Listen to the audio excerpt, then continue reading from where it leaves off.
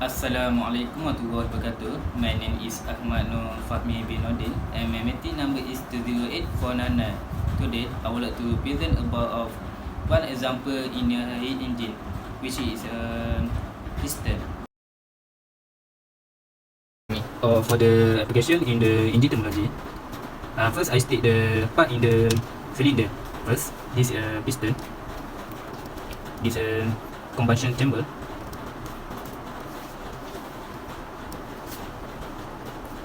This is spark plug. This intake valve, exhaust valve close. That's all. For the most important, we must know BDC and TDC. For the BDC is a button dead center, which is in the piston when the cylinder volume maximum. For TDC is piston position when the cylinder volume is minimum. Cycle in the engine is a auto cycle. For the first stroke, is the process here is a intake stroke. For the intake stroke, first the air fuel mixture drawn in at the intake valve. So the piston travel TDC into BDC, going down piston. This means encasing balloon in the combustion chamber. So the exhaust valve was closed. Second stroke is a compression stroke. When the piston reach to BDC, the intake close and the piston back to BDC will all close, with all valves closed. The compress the fuel mixture rise both the pressure and temperature in the cylinder. So the pressure is rise, pressure and temperature is rise down here for the second stroke. The second stroke process is a compression stroke. This is a expansion stroke. For the expansion stroke, high pressure created by the combustion process push the piston away to the TDC. This stroke which produce the work output of the engine cycle. The valve, the intake valve and the close exhaust valve is closed. So the last cycle is exhaust stroke. The exhaust stroke, the intake valve is closed and the exhaust valve is open. At the piston which BDC, exhaust blowdown is complete.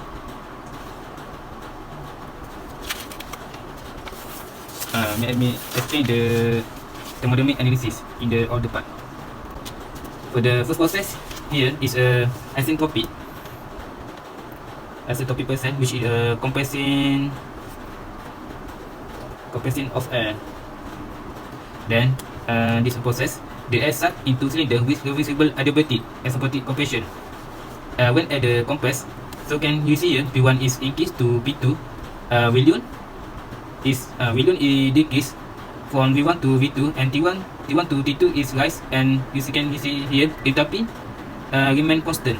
So we can state P1 to P2 increase, volume decrease, T1 to T2 decrease to enthalpy here remain constant.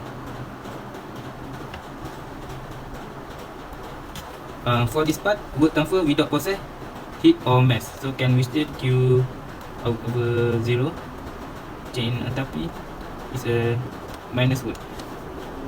For the process 2 is isochloride. Isochloride is a constant value. The heat is added to the air, constant value, remain constant. T1 increase from T2 and T3, enthalpy increase S2 to S3.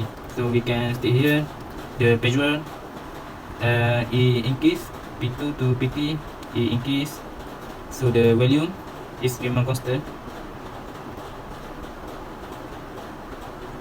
So the T1 to T2 to T3 is increase. So the enthalpy also increase.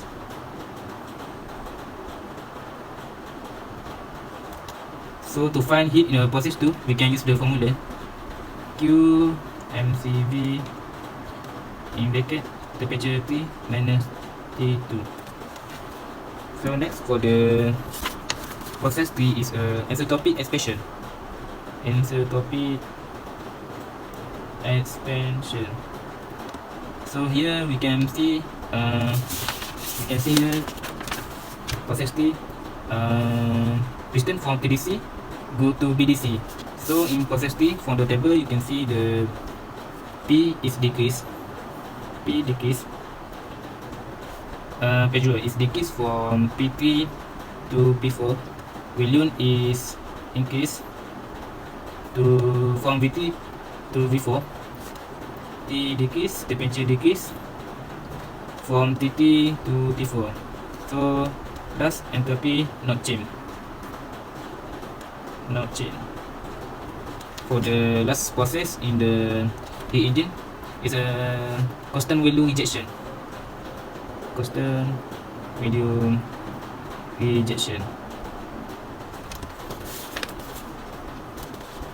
Piston for the process 4, piston gas for moment at BDC and rejection of heat take place at the constant volume.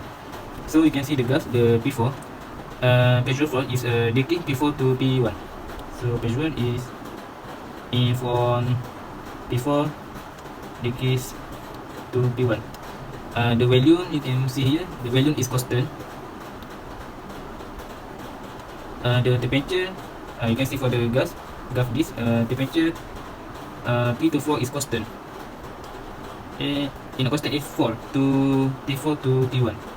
So the amount heat ejected can conclude by this formula, Q over MC T3 minus T4. That's all for me, thank you. Assalamualaikum, my name is Muhammad Ammar SYAZANI bin AZREE. My matrix number is 205727, and now I will present to you first law of thermodynamics. Okay, first law of thermodynamics. The formula is change in internal energy is equal to heat and work, and the heat can be positive or negative, depends on the situation. If the positive is mean the heat is added. If negative, it just means is the heat is lost. Same as the work. Work also can be positive work and negative work. Positive work, negative work. Positive work means the work done.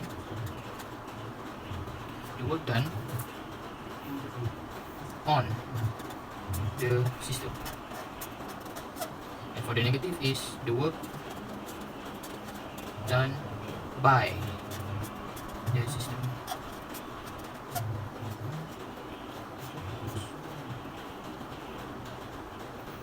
So now I will go to one example.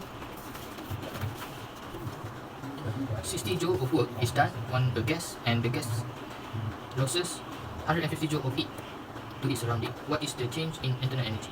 First, level out 60 joule work losses 50 heat to its surrounding. What is the change in internal energy? Which means U.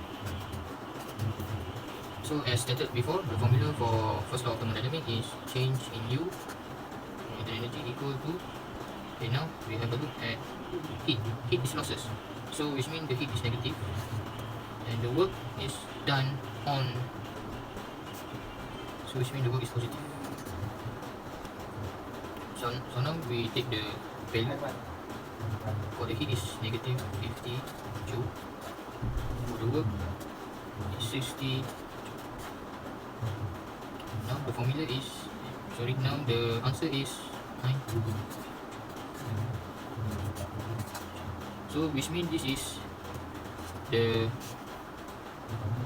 internal energy is proportional to temperature, which means if the value of internal energy is negative, then the temperature also will be decreased. And this also means that the gas has lost 90 joule of energy when the work is done. So that's all. Thank you. Assalamualaikum. My name is Muhammad SYAZWAN bin SAIDI. Number matrix 208593. So I will explain the second law of thermodynamics and its relationship with heat engine. So for the second law of thermodynamics, it includes two expressions. So for the first expression, it states that heat transfer occurs from high to low temperature bodies but never reverse condition. So from this diagram, we understand that the heat transfer will only transfer from hot condition to cold condition. and it's never reverse conditions, mean that it is impossible for heat to transfer from cold condition to hot condition. As for the second expression, it states that it is impossible in any system for heat transfer from reservoir to completely convert work in cyclical process in which system return to its initial state. So first, to understand the statement, we have to understand the cyclical process. So in cyclical process, it states that it will bring a system back to its original state at the end of every cycle. So if we take example for heat engine such as piston, it actually use the cyclical process. So this diagram show the principle used for the heat engine. So actually the principle used is that it use part of the heat transfer here and transfer it to work. Means that it used part of the heat as the work done, and the work done here can be represented as the heat transfer from hot reservoir minus the heat transfer into cold reservoir. So how do we get this formula? So actually, as we understand the cyclical process, bring back the system back to its original condition at the end of every cycle. It's mean that the internal energy U is same at beginning and at the end of every cycle, which means the change of internal energy equal to 0. So from the first law formula, which is change of internal energy is equal to the heat transfer minus the work. If we change the change of internal energy, change it to 0, the work will be equal to the heat transfer, which is the work is equal to the heat transfer from hot reservoir minus the heat transfer to into the cold reservoir, which is the same formula that we get here. So that's how we get this formula. So to explain the second expression, which is it is impossible in any system for heat transfer from reservoir to completely convert work in a cyclical process in which system return to its initial state. It is because of the environment. So actually, we have to note that in our process, some of the heat transfer will transfer to the environment. So to know the exact value of the output, the conversion efficiency EFF was used. So the EFF here also can be referred as the ratio of the useful work to the energy input. In other words, it is the ratio of the what we get from what we spend. So we can define the efficiency of the heat engine is equal to the work output divided by the heat transfer to the engine, which also can be represented as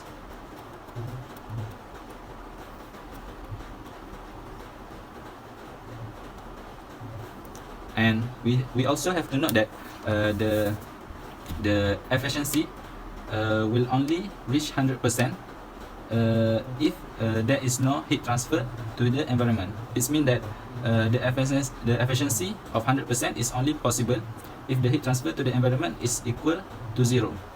And we also have to note that the plus minus sign is used to indicate the direction. So for example, if the heat transfer is transferred out of the system, the sign will be minus. So that's all for my explanation of the second law of thermodynamics, and that's all from our group. Thank you.